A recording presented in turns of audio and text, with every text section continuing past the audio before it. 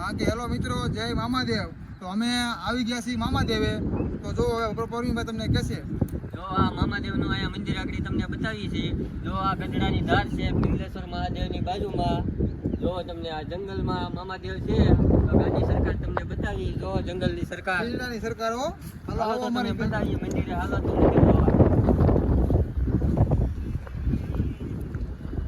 આ મંદિરનો માહોલ છે કેવો છે ગઢડાની ધારમાં. આવો માહોલ આવ્યો. અહીંયા જો મિત્રો, અહીંયા બધા સેવકો બેઠા છે. મામાની સરકાર હો. જો સાઈનો માહોલ મોર છે બધો. મોર જોવા જો પક્ષી કેવા. જો આ હાલો મિત્રો, જો અહીંયા શ્રી મામાદેવના સેવકો બેઠા છે. તો આપણે જઈને એ દાદાને પૂછીએ કે આ મંદિરનું નામ શું છે. તો આવો અમારી સાથે. આ ગાંધી સરકાર હો. જય મામાદેવ. જય મામાદેવ.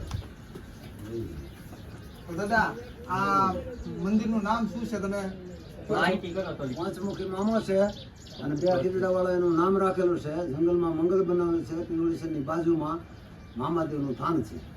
તો જો આ મામાદેવ છે. જો હાજરા હાજર હો મામાદેવ.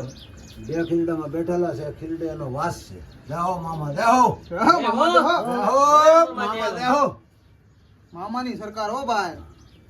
તો અહીંયા તમે પણ આવો ને દર્શન કરવા. મામાદેવ હાજરા હાજર છે. તો જય મામાદેવ. જય મામાદેવ.